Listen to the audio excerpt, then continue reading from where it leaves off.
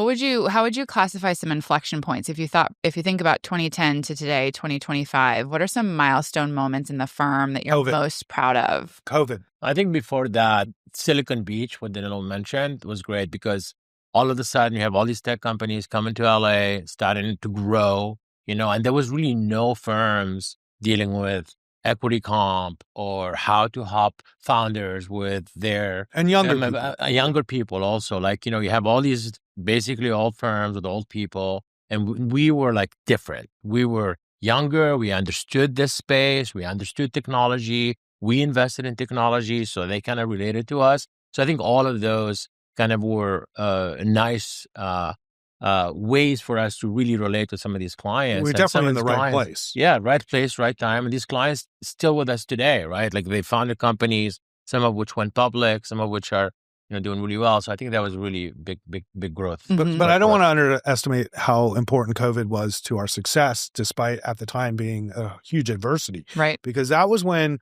two big things happened. One was client expectation changed from I have to see you in person to I'm perfectly fine with a Zoom call, which increased our productivity by 100%.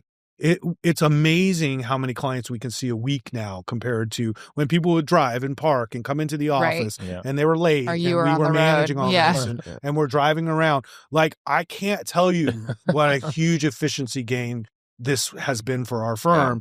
And we're continuing to employ, we use Zoom, but a lot of different Zoom features now in our relationship management with clients. And we've lost none of the high touch value that we typically got in the old days by using Zoom, and that clients would accept this as a medium to do financial planning. Plus, because of traffic and parking, people really appreciate that. And older people too, getting around, it's tough, right? So this was a game changer for us. So the minute we adopted Zoom, our productivity doubled in our numbers. Digital first, right? Yeah. I mean, it was like doubled amazing. in COVID. Oh yeah. I mean, we went from $1 billion to... we went from $1 billion to 2.2 Productivity went up in 50%. 2 years. They are marketing people, operational people. Well, 50%. Well, Did but you the come into moral COVID with about $1 billion in assets? We had $1 billion at the beginning of COVID, and we had $2.2 billion by the end of 22. So it took us 10 years to get to $1 billion. And I put that as another billion and point more. Two, yeah.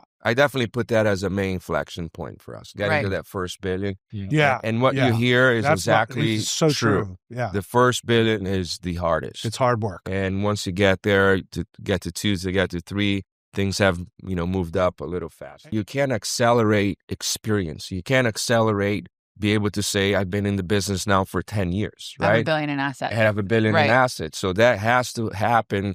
That's where the grunt of the work comes, and, hiring new people, training new people, that takes time. So it did take us 9 years? Almost 10. Almost 10 years to get there.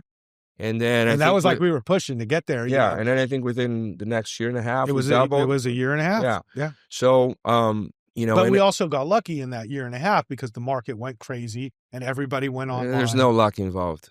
Well, no. There's zero luck. The market could have gone down in COVID too, but it was one of our best years in the market because we were Tesla investors.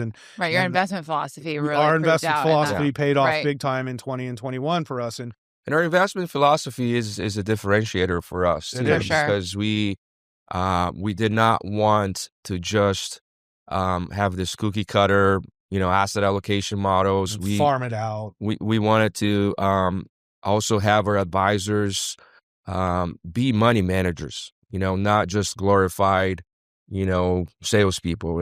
And we meet every week to discuss investments, to talk about the stock market, to and educating share what's going on. So when our advisors are going over their portfolio review, clients' portfolio reviews, they know what they're talking about. They know why this is in there, why this is not, why we sold this, why we bought that. And that was part of the differentiator, the philosophy that we brought in that was new at the time, because so many firms worry too much about productivity and efficiency, but then they just put things on a auto cycle. An auto repeat so they can go out and travel and play golf, like we're here working. We're trying to find investments.